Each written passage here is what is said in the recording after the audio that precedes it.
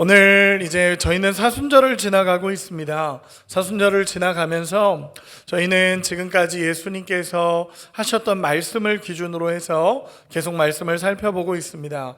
첫 번째 주에는 오후 5시의 인생이라고 해서 하나님의 은혜에 대한 말씀을 나눴고, 두 번째는 회개하라, 천국이 가까이 왔느니라, 또 나를 따르라, 또 서로 사랑하라, 그리고 오늘 본문은 깨어 기도하라 라고 말씀하시며 예수님께서 십자가를 지시기 직전에 하셨던 그 말씀을 가지고 오늘 말씀을 나누려고 합니다. 오늘은 특별히 이 사순절 기간의 5번째 주일로서 정말 이제 고난주간 직전에 있었던 주간의 내용들입니다. 주간의 말씀입니다. 이 말씀은 예수님께서 십자가를 지시기 직전, 그 전에 겟세마네 동산에서 하셨던 예수님의 기도와 그리고 제자들의 기도를 바탕으로 오늘 말씀을 같이 나누고자 합니다. 예수님의 기도 그리고 제자들에게 말씀하셨던 그 기도를 우리가 살펴보며 십자가 직전에 하셨던 그 예수님의 음성을 들으며 우리도 기도할 수 있는 자로 세워지기를 소망합니다. 그런 은혜가 우리 가운데 있기를 소망합니다. 먼저 이렇게 한번 물어보고 싶습니다. 여러분, 예수님하고 친밀하십니까? 대답이 조금 늦었습니다. 조금 늦게 나왔는데 다시 한번 물어보겠습니다. 여러분, 예수님하고 친밀하십니까? 여러분, 그렇게 생각하시는 이유가 무엇입니까?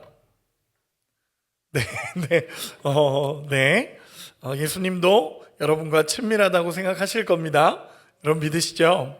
여러분, 저는 이유는 하나라고 생각합니다. 우리가 예수님과 친밀하다라고 이야기할 수 있는 이유는 우리가 정말 그 근거는 말씀과 기도 외에는 없다라고 생각을 합니다. 여러분, 기도가 주님과의 대화라는 것은 여러분 누구나 알고 있지 않습니까? 그런데 내 마음을 털어놓고 주님과의 음성을 듣는 그 대화 없이 어떻게 친밀하다라고 우리가 이야기할 수 있겠습니까? 우리는 때로는 기도를 무언가 구하고 얻는 것으로만 생각해서 당장 급한 필요가 없으면 기도하지 않아도 된다라고 착각합니다. 여러분, 아닙니다. 기도는 우리가 이야기하듯이 영혼의 호흡이며 하나님과의 관계를 세워가는 과정입니다. 기도하여 부어지는 영적인 은혜가 없다면 우리는 결코 힘들고 험한 믿음의 길을 끝까지 걸어갈 수가 없습니다. 그렇게 기도는 하나님과의 대화이며 영적인 호흡이며 하나님과의 관계를 세워가는 과정입니다. 그렇게 예수님은 늘 우리에게 기도하라라고 말씀하시는 것입니다. 오늘 본문의 상황은 이렇습니다. 마태복음 26장은 앞에서 이야기한 것처럼 십자가를 직전에 둔 겟세마네 동산에서 있었던 오늘의 본문의 상황을 기록하고 있습니다. 상황은 이렇습니다. 예수님께서 유월절 만찬을 하십니다. 그 만찬 자리는 조금 특별한 자리였습니다. 유월절 만찬 제자들을 모아놓고 얘들아 같이 식사를 나누자라고 하면서 유월절 만찬의 자리를 나눴는데 그때 예수님께서 좀 특별한 일들을 계속 하십니다. 첫 번째는 무엇이었냐면 제자들의 발을 예수님께서 씻기십니다. 그동안 그런 일이 없었습니다. 그런데 그날 저녁에는 예수님께서 제자들의 발을 씻기십니다. 그리고 성찬을 나누시며 이것은 내 몸이다, 내 피다 라고 말씀하시며 무언가 잘 이해되지는 않지만 굉장히 중요한 이야기를 예수님이 계속적으로 하시는 상황이었습니다. 그러면서 예수님은 그 일을 마치시고 얘들아 모여라 라고 얘기하신 뒤에 너희가 너희에게 새 계명을 주겠다. 너희가 서로 사랑해라 라고 예수님께서 말씀하셨습니다. 여러분, 무엇인가 제자들이 느끼기에 지금 특별한 무언가가 있는 것 같고 또 예수님께서 왜 이렇게까지 하실까라고 잘 이해되지 않는 밤이 그 밤이었습니다. 그리고 나서 예수님께서 늦은 밤에 갑자기 제자들에게 이렇게 이야기하는 것입니다. 얘들아, 우리 같이 기도하러 가자라고 예수님께서 말씀하십니다. 여러분, 굉장히 늦은 밤이었습니다. 그런데 예수님께서 제자들에게 기도하러 가자라고 말씀하시는 것입니다. 그러면서 겟세마네 동산으로 예수님께서 올라가십니다. 총 11명의 제자, 가룟 유다가 떠났기 때문에 그러니까 이 11명의 제자를 데리고 가시다가 예수님이 두 그룹으로 나누십니다. 8명은 조금 멀리 떨어져서 너희는 여기서 기도하라 라고 말씀하시고 3명의 제자는 예수님께서 더 안쪽으로 데리고 가십니다. 그 3명의 제자를 또 옆에 두시면서 예수님께서 나는 여기서 기도할 테니까 너는 이곳에서 깨어서 기도하라 라고 말씀하시는 것이 이 본문에, 오늘 본문에 나타난 상황입니다. 여러분, 이 기도의 이 상황을 제가 조금 더 예수님의 입장과 제자들의 입장으로 나누어서 말씀을 조금 나눠보도록 하겠습니다. 예수님의 입장에서 먼저 이 말씀을 나눠보겠습니다. 여러분, 이 밤은요 예수님에게 있어서 가장 아픈 시간이었습니다. 왜냐하면 이제 예수님은 십자가를 지셔야 한다는 것을 예수님께서 알고 계셨습니다. 그렇기 때문에 우리 주님은 마지막으로 기도하러 겟세마네에 가신 것입니다. 그래서 마지막 기도를 드리기 위해서, 하나님 앞에 마지막 기도를 하기 위해서 겟세마네 동산으로 가신 것입니다. 여러분, 예수님의 마음이 얼마나 무겁겠습니까? 예수님께서는 사실 사역을 하시는 모든 기간 동안에 기도를 계속적으로 강조하셨습니다. 성경은 예수님의 기도를 지속적으로 기록하고 있습니다. 왜 예수님이 기도하셨냐라고 얘기하는데, 예수님이 구할 필요가 있냐라고 말하는 사람도 있는데, 여러분, 기도는 구한다라는 것보다는 하나님과의 대화이기 때문에 예수님은 가장 친밀하게 하나님과의 대화, 기도를 계속적으로 성경은 기록하고 있습니다. 많은 병자들을 고치시던 그 현장에서도 예수님은 기도하셨고, 오병이어의 기적을 일으키는 그 현장에서도 예수님은 기도하셨습니다. 또 늘 새벽의 시간을 깨우시며 예수님은 기도하셨고, 또 제자들에게, 무리들에게 기도를 가르쳐 주셨습니다. 예수님 계속 기도에 대해서 말씀하신 것입니다. 너희는 이렇게 기도해라. 하늘에 계신 너희 아버지, 우리 아버지에게 너희가 기도해야 된다 라고 말씀하시고, 너희는 먼저 그의 나라와 그의 의를 구하라. 그리하면 모든 것을 너에게 더해 줄 거다 라고 말씀하시며, 수많은 기도를 예수님이 가르쳐 주시고 말씀하시고 실제로 보여주셨습니다. 그리고 예수님은 십자가를 지기 위해서 걸어가셨던 그 마지막 밤에도 예수님은 겟세마네 동산에 올라가셔서 기도하셨습니다. 그런데 중요한 건요, 오늘 예수님의 이 겟세마네의 기도는요 그동안 하셨던 기도와는 조금 달랐습니다. 예수님이 그동안에 하셨던 기도는 우리 주님 앞에 영광을 올려드리며 우리 주님과의 친밀함 속에서 우리 주님의 음성을 들으며 하나님의 은혜를 외쳤던 기도였다면, 오늘의 기도는 이 십자가를 지기 전 겟세마네에서 기도하셨던 이 기도는 예수님의 아픔 속에 드렸던 기도였습니다. 우리 38절 39절 같이 한 번만 읽어보겠습니다. 38절 39절입니다. 시작. 이에 말씀하시되 내 마음이 매우 고민하여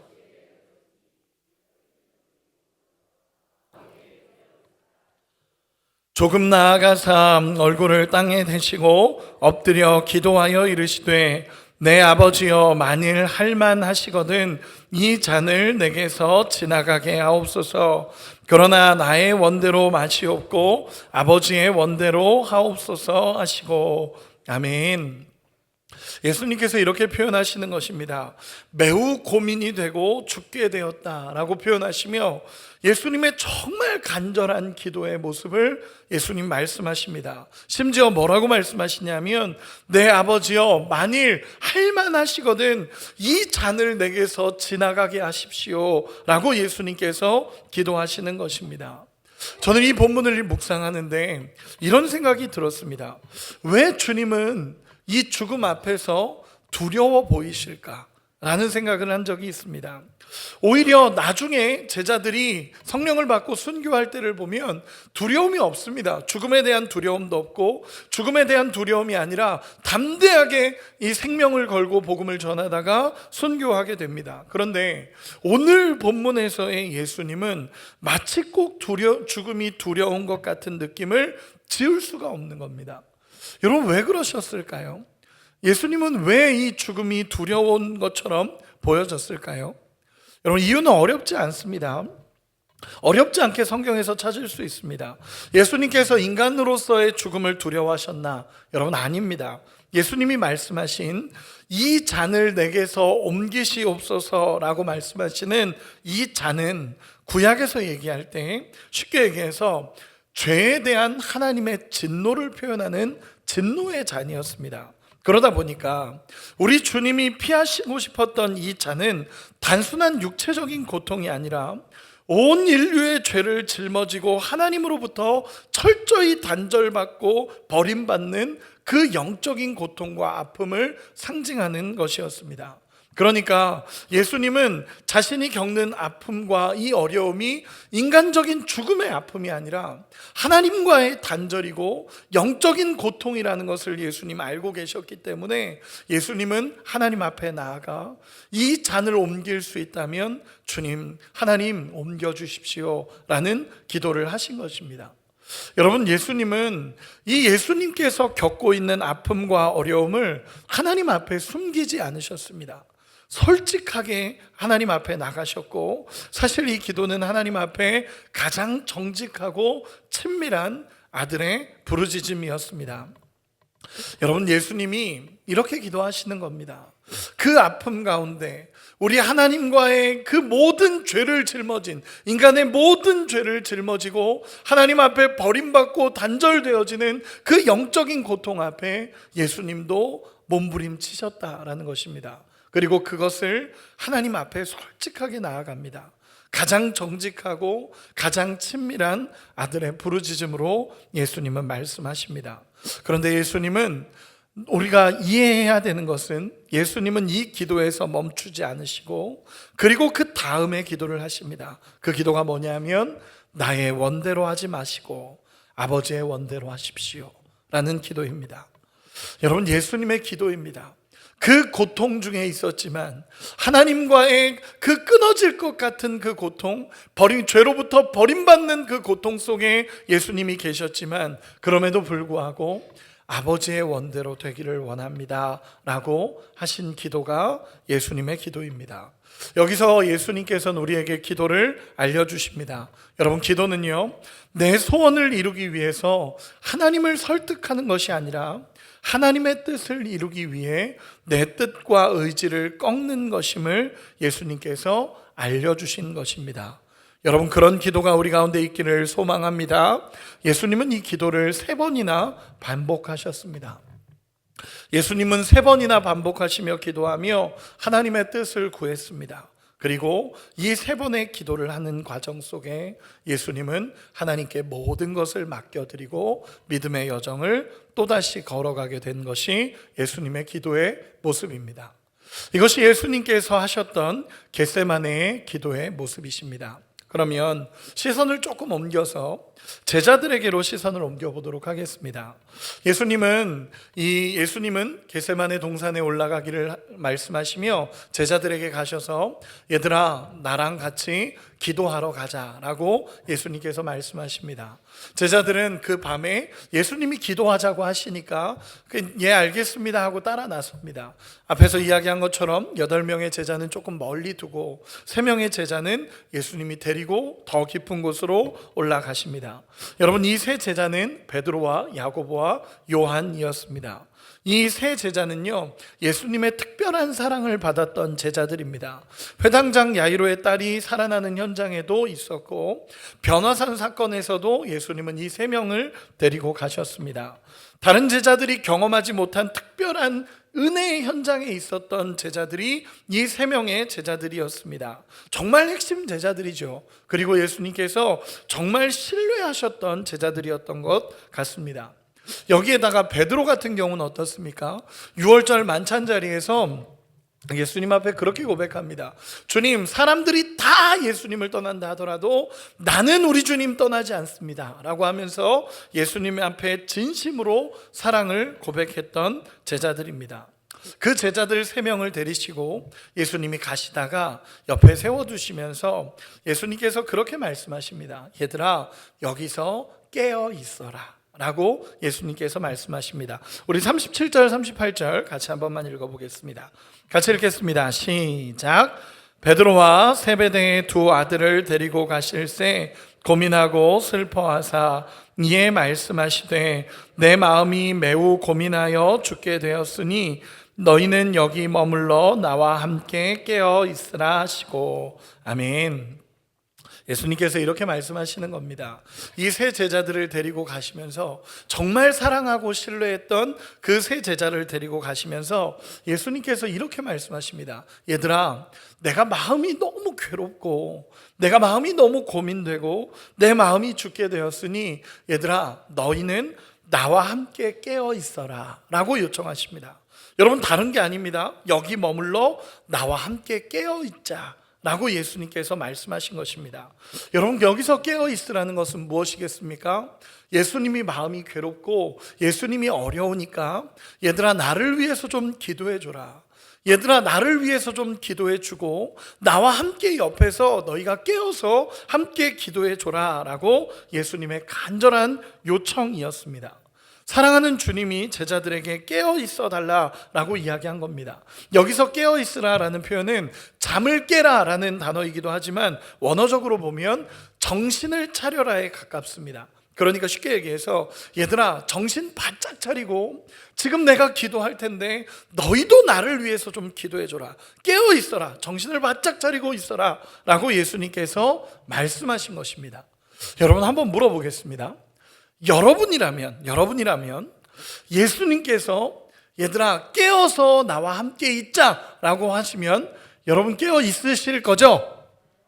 그렇죠? 아멘. 저도 그럴 것 같습니다. 제 마음에도 예수님이 깨어 있으라 라고 얘기하시고, 아, 예수님 뭔가 진짜 심각한가 보다, 예수님 정말 지금 왜 그러시지? 라고 하는 그 이상할 정도로 특별한 밤이었습니다. 그러니까 예수님이 얘들아 좀 깨어 있어라 라고 얘기했으면 사실 깨어 있어야 되는 것이 맞습니다.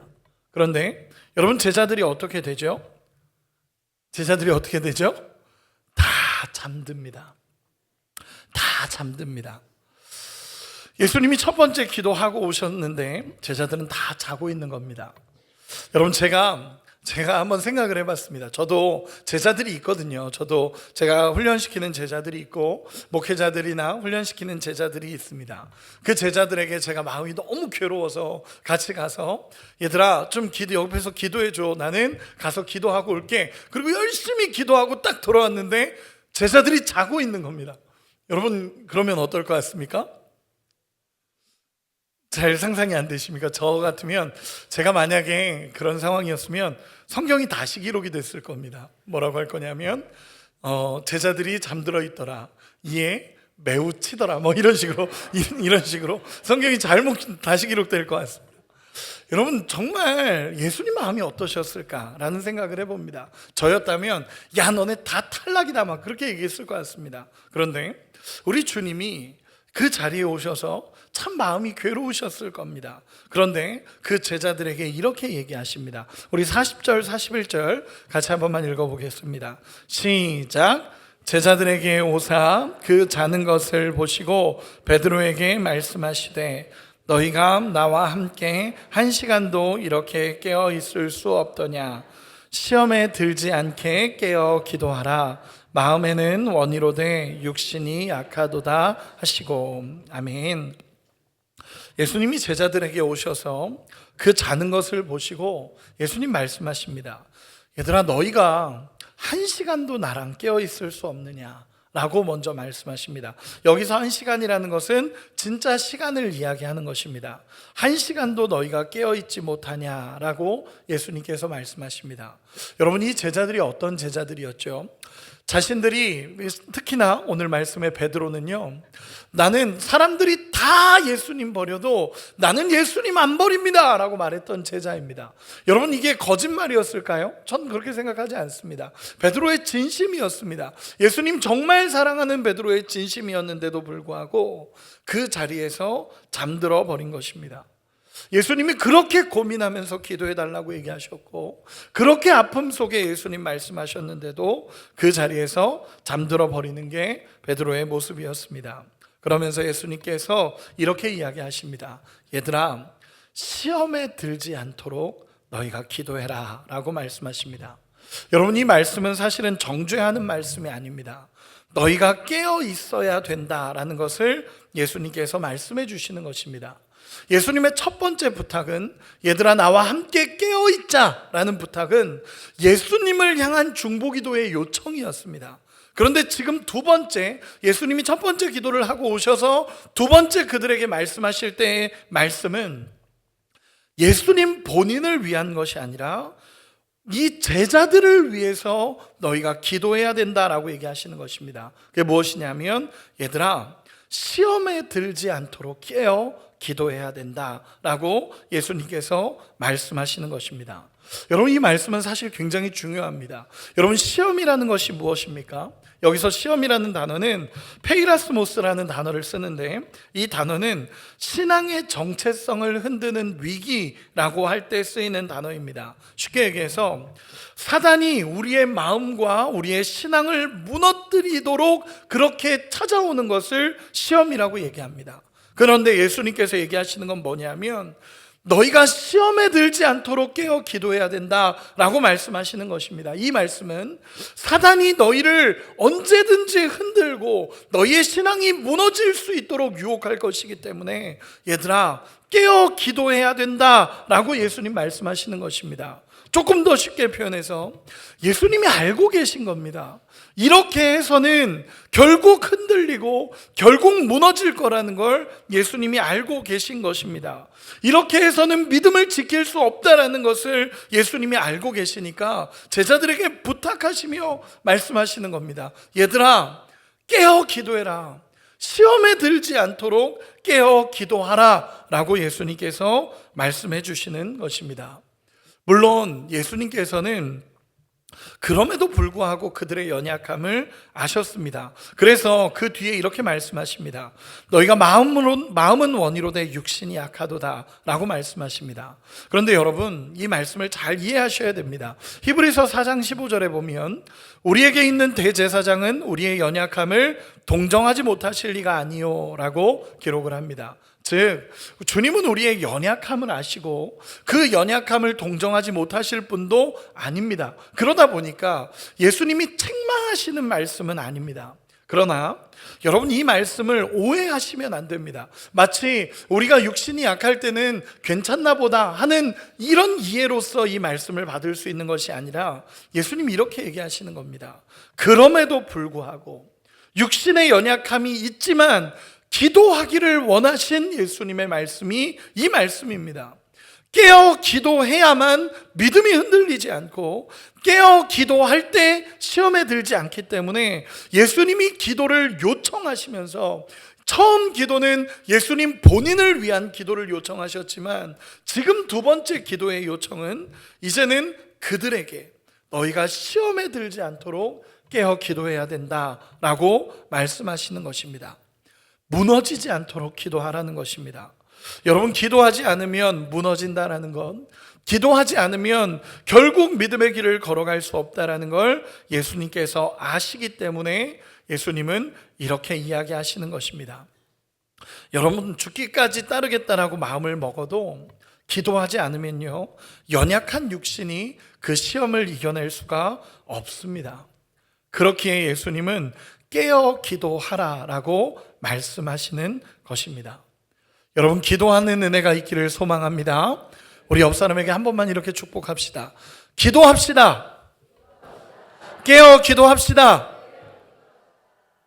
여러분, 웃으면서 얘기하시면 안 됩니다. 이건 좀 진지한 겁니다. 여러분, 정말 깨어 기도하자라는 믿음의 고백이 우리 안에 있어야 합니다. 시험에 들지 않는 길을 우리 주님이 말씀해 주십니다. 특별한 어떤 방법이 아니라 깨어 기도할 때 우리는 믿음의 길을 걸어갈 수 있다라는 것을 예수님 말씀하십니다. 그리고 십자가를 지기 직전 우리에게 부탁하신 말씀이 얘들아 깨어 기도해라 라는 말씀이라는 것을 우리가 잊지 마셔야 합니다. 예수님은 또다시 제자들에게 기도를 요청하십니다. 너희가 시험에 들지 않도록 지금부터 깨어 기도해라 라고 말씀하시고 두 번째 기도하러 올라가십니다. 예수님 두 번째 기도하러 올라가셔서 동일한 기도를 하십니다. 하나님, 이 잔을 옮기실 수 있다면 옮겨 주십시오. 그러나 나의 원대로 하지 마시고 아버지의 원대로 하시기 원합니다 라고 두 번째 기도하시고 또다시 그 세 명의 제자들을 찾아옵니다. 여러분, 이번에는 이들이 기도하고 있었을까요? 또 자고 있었습니다. 예수님 마음이 어떠셨을까라는 생각을 해봅니다. 또 자고 있는 그들을 봤을 때 예수님은 이번엔 아무 말씀 안 하십니다.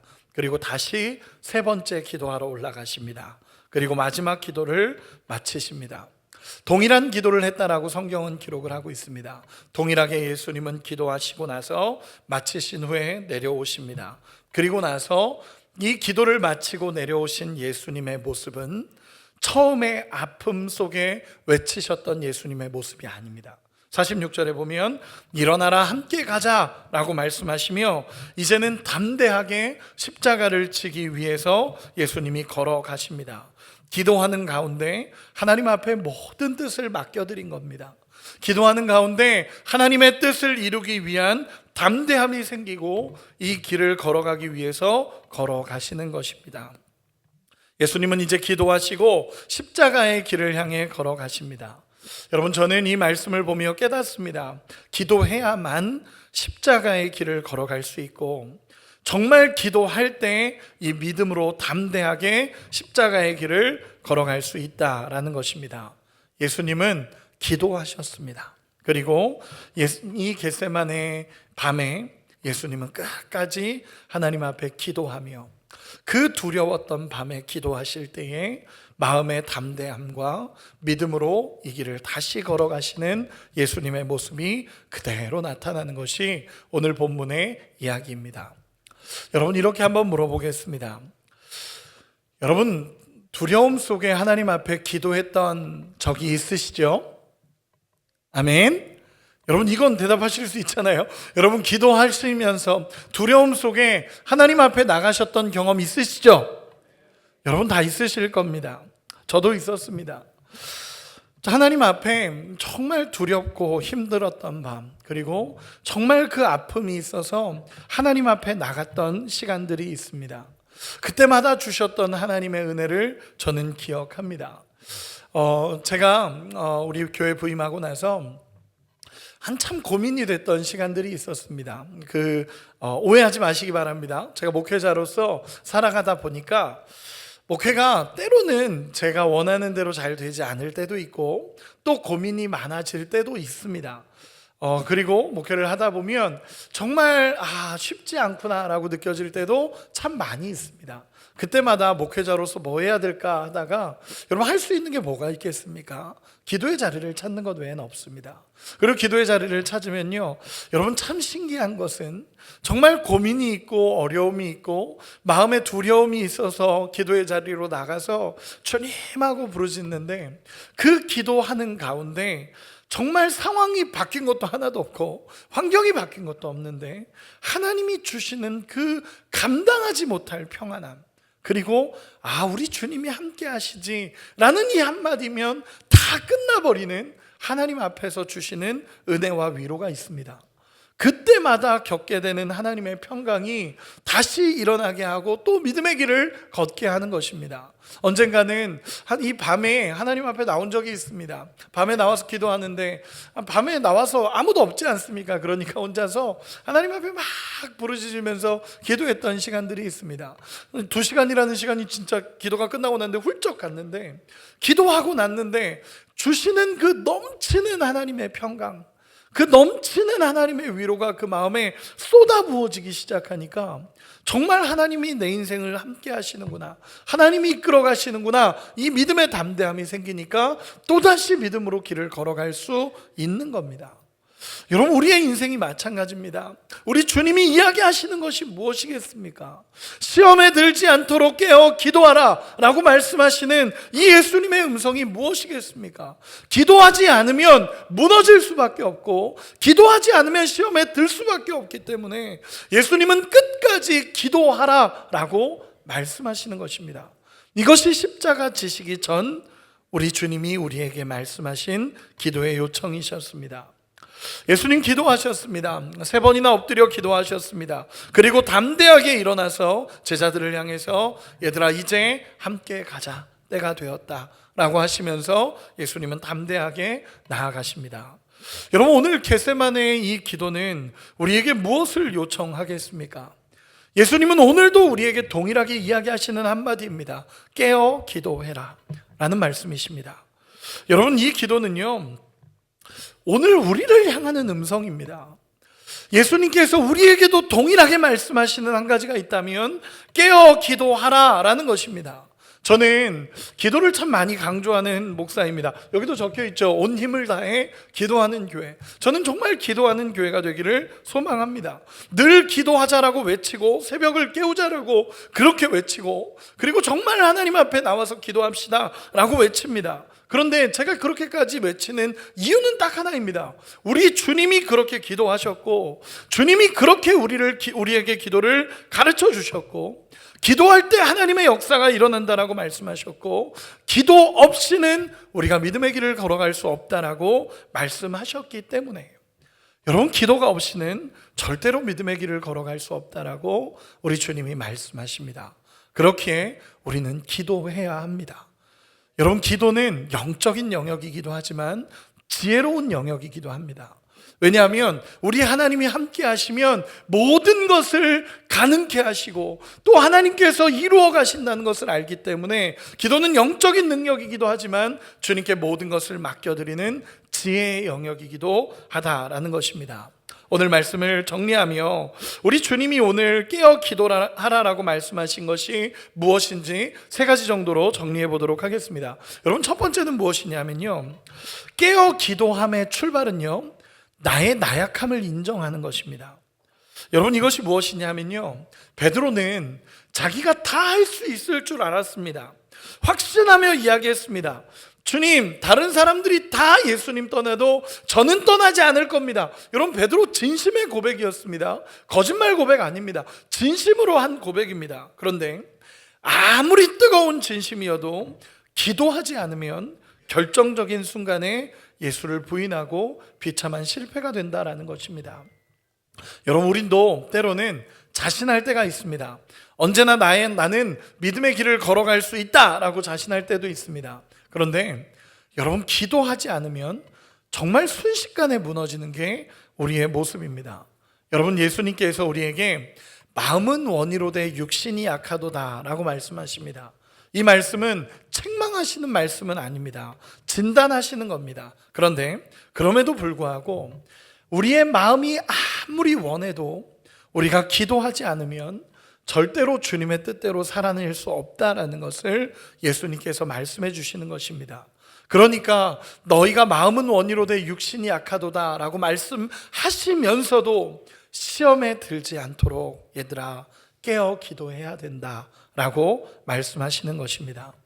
여러분, 우리가 우리의 연약함을 인정하고 나의 한계를 인정하고 여러분, 기도의 자리로 나갈 수 있는 은혜가 있기를 소망합니다. 우리의 마음이 잘할 수 있다라고 얘기하지만 사실 우리의 마음은 연약할 수밖에 없습니다. 기도하지 않으면 이 길을 걸어갈 수가 없습니다. 여러분, 기도하며 우리 주님과 동행하는 첫 걸음을 걸어갈 수 있기를 소망합니다. 두 번째로는 깨어 기도할 때 우리는 시험에 들지 않는 힘을 얻게 됩니다. 여러분, 예수님께서 말씀하셨던 것처럼 시험에 든다는 것은 신앙의 유혹과 위기를 이야기하는 것입니다. 이러한 유혹이 언제 찾아옵니까? 우리 안에 시험과 유혹은 우리의 육신이 연약할 때, 우리가 정말 지쳐있는 그 순간에 찾아옵니다. 제자들의 육신과 피로가 정말 그 극에 달했을 때 이 시험은 찾아오는 것입니다. 여러분, 그런데 이렇게 한번 물어보고 싶습니다. 예수님이 제자들의 피곤함을 모르셨을까요? 예수님 계속 함께 하셨습니다. 예수님 제자들의 피곤함을 알고 계십니다. 그런데 그럼에도 불구하고 주님은 기도를 요청하십니다. 얘들아, 시험에 들지 않도록 기도해야 된다. 예수님이 피곤함을 몰라서 그렇게 얘기하시는 거 아닙니다. 예수님이 그들의 육체의 연약함을 몰라서 그렇게 얘기하시는 거 아닙니다. 그럼에도 불구하고 기도하지 않으면 무너질 것을 알기 때문에 얘들아, 시험에 들지 않도록 기도해라 라고 말씀하시는 것입니다.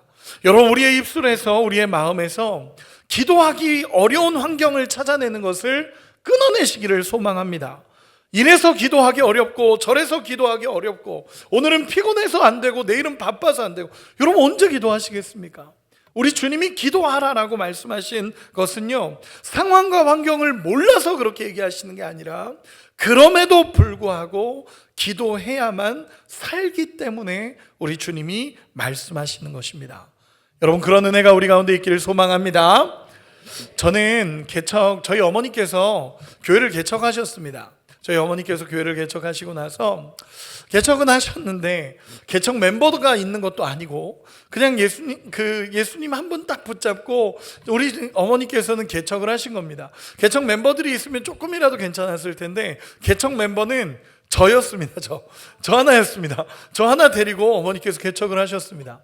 그리고 나서 얼마나 쉽지 않았겠습니까? 돗자리 깔고 처음에 예배를 시작했고 하나님의 놀라운 역사가 일어났지만 사실은 쉬운 일은 아니었습니다. 그러다 보니까 저희 어머니가 개척하시고 나서 저에게 요청하셨던 한 가지가 있었습니다. 그게 뭐였냐면 기도였습니다. 기도. 저희 어머니, 저 학생이었거든요. 그때는 학생이었으니까. 여러분 얼마나 공부하느라 바쁩니까? 학생들이 정말 공부하느라 바쁘고 공부도 해야 되는데 저희 어머니가 저한테 요청한 건 딱 하나였습니다. 학교 끝나고 교회 오면 30분 이상 기도하고 가라 라는 것입니다. 여러분 30분 이상 기도하는 거 쉬우시죠? 네, 쉬운 분도 있고 어려운 분도 있는 것 같습니다. 저는 그때 참 어려웠습니다. 저는 기도를 하는데 한 5분 기도하면 사실 기도할 게 없는 겁니다. 제 기도 1분, 엄마 아빠 기도 1분, 교회 기도 1분 하고 나면 이제 뭐 세계 평화를 위해서도 기도해보고 막 여러 가지 다 기도해보다 한 5분 정도 기도하면 끝나는 겁니다. 그러니까 이게 너무 어려운 겁니다. 그리고 더 어려웠던 것은 어머니께서 뒤에서 지키고 계셨습니다. 제가 기도 하나 이렇게 지키고 계신 겁니다. 그래서 제 5분의 제 기도와 25분의 어머니가 좀 집에 가게 해달라는 기도가 저의 30분의 기도였습니다. 그럼 정말 이렇게 기도했었습니다. 그런데 저희 어머니가 항상 하셨던 게 뭐였냐면, 명아, 기도해야 우리가 살아간다. 기도해야 하나님이 우리 안에 역사하고 기도하지 않으면 우리 죽는다. 기도해야 된다 라는 것이 어머니의 항상 외침이었습니다. 그래서 기도할 때마다 참 쉽지 않았습니다. 처음에는 쉽지 않았습니다. 5분밖에 기도가 안 되니까 얼마나 힘들었겠습니까? 그런데 놀라운 것은요, 그 기도를 찾고 그 기도의 자리에 앉아 있다 보니까 5분이 10분이 되고 10분이 20분이 되고 30분이 되고 1시간이 되고 2시간이 되고 하나님 앞에 기도가 넘쳐나기 시작하는 겁니다. 그때 제가 깨달은 게 있습니다. 그게 무엇이었냐면, 기도는 구하는 게 아니구나. 기도는 그냥 이거 해주세요 저거 해주세요 구하는 게 아니라 우리 하나님 앞에 이야기하는 거고 우리 하나님의 음성을 듣는 거고 우리 주님과 대화하며 나의 인생을 온전히 우리 주님 앞에 맡겨드리는 것이 기도구나라는 것을 깨달았습니다. 오늘 우리 주님도 이야기하시는 것입니다. 주님과 함께하는 것이 모든 유혹에서 나를 안전하게 지키는 하나님의 은혜인 거고, 우리가 기도의 자리를 찾는 것이 우리를 안전하게 하시는 우리 주님의 안전장치라는 것입니다. 그래서 시험에 들지 않도록 기도해라 라는 것은 철저하게 우리에게 정말 기도해야만 너희가 이겨낼 수 있다라고 말씀하시는 우리 주님의 사랑의 음성입니다. 그 음성을 듣고 기도하는 우리가 되기를 소망합니다. 마지막으로 깨어 기도하라는 것은 아버지의 뜻을 이루는 기도입니다. 저는 이번 주 예수님의 기도를 묵상하며 사실은 마음이 좀 많이 어려웠습니다. 왜냐하면 예수님께서 걸어가시는 십자가의 길이, 모든 죄의 짐을 짊어지는 길이 할 수만 있다면 이 잔을 옮겨달라고 부탁하실 정도로 힘겨우셨구나라는 것이 느껴지니까 참 나의 죄 때문에 우리 주님이 걸어가신 그 길이 무겁게 느껴졌습니다. 그런데 예수님께서 마지막에 이렇게 기도하십니다. 그러나 나의 원대로 마시고 아버지의 원대로 되기를 원한다 라고 기도하셨습니다. 그리고 이 기도를 3번이나 반복하셨습니다. 그 이유는요, 결국 아버지의 뜻을 따라가기로 결정하기 위해서 예수님도 3번이나 기도하시며 간절히 우리 주님을 쫓아 기도하신 것입니다. 우리 하나님을 쫓아 기도하신 것입니다. 여러분, 사실 이것이 기도의 본질입니다. 우리의 필요를 위해서 기도하는 것 당연히 필요합니다. 우리 주님도 우리의 기도를 인정하시고 우리의 기도를 들으십니다. 그러나 그것이 기도의 본질은 아닙니다. 기도의 본질은 아버지의 뜻을 이루어가는 것입니다. 나의 필요를 넘어서 우리 하나님의 뜻이 우리의 삶에 이루어지는 기도가 진짜 올바른 기도의 본질입니다. 여러분, 그 기도가 우리의 삶에 일어나기를 정말로 간절히 소망합니다. 예수님께서는 3번의 기도 끝에 담대함을 가지시고 십자가의 길을 향해 나아가십니다. 우리 하나님께서 그 기도를 들어주신 것은 아닙니다. 잔을 옮겨달라는 그 기도를 들어주시지 않으셨습니다. 그러나 아버지의 뜻대로 이루어지기를 원합니다 라는 기도를 이루어 주셨고, 우리 주님 마음에 담대함을 허락하셨고, 감당할 수 있는 힘을 가지고 십자가의 길로 얘들아 일어나서 함께 가자라고 말씀하시며 담대하게 그 길을 걸어가십니다. 여러분, 우리도 우리 예수님의 기도와 같이 십자가 직전에 우리에게 주셨던 예수님의 음성, 깨어 기도하라, 시험에 들지 않도록 너희가 깨어 기도하라 라고 하시는 이 예수님의 음성을 듣고 날마다 우리 주님 앞에 엎드리며 기도하는 우리 모두가 되시기를 소망합니다. 말씀의 결론을 맺겠습니다. 이렇게 결론을 맺고 싶습니다. 여러분, 사실 오늘 본문의 이야기에서 제자들은 기도하지 못합니다. 기도하지 못하고 결국 무너집니다. 그리고 십자가의 길을 따라가지 못하고 십자가 앞에서 다 흩어지는 게 제자들의 모습이었습니다. 예수님 말씀하신 대로 기도하지 못하고 하나님 앞에 엎드리지 못하니까 결국 무너진 제자들의 모습이었습니다. 그런데 반전은요, 그들이 부활하신 예수님을 만난 이후에 그들의 인생은 완전히 달라집니다. 겟세마네 기도에서 1시간도 깨어있지 못하고 졸고 십자가 앞에서 도망갔던 제자들이 사도행전 1장에 보면 마가 다락방에 모여서 성경 그대로 이야기하겠습니다. 오로지 기도에 힘쓰니라의 제자들이 되어집니다. 여러분, 그들이 부활하신 예수님을 만나고 나니까 깨닫는 겁니다.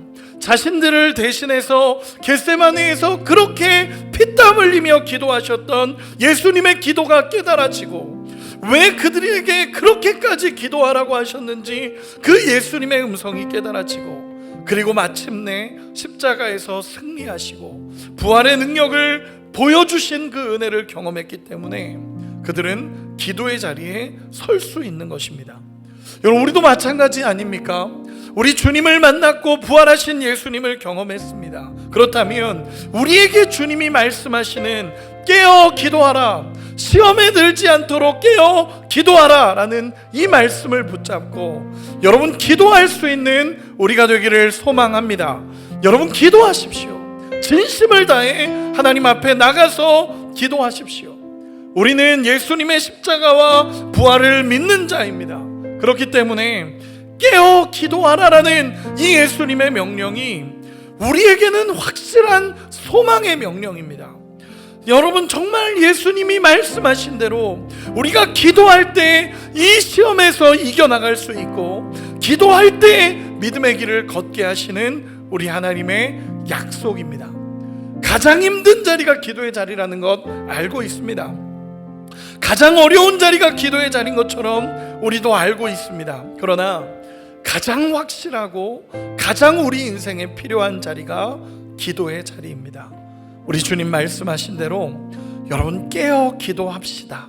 정말 우리 주님 말씀하신 대로 깨어 기도하며 우리 주님 앞에 나가는 역사가 일어나기를 소망합니다. 여러분, 정말 새벽을 깨우시고요, 그게 안 된다면 밤에라도 오셔서 기도하시고요, 여러분, 정말 하나님 앞에 내가 하나님 엎드립니다, 기도합니다 라는 고백이 우리의 삶에 있기를 소망합니다. 기도하지 않으면 무너집니다. 기도하지 않으면 우리 주님 기뻐하시는 길을 걸어갈 수가 없습니다.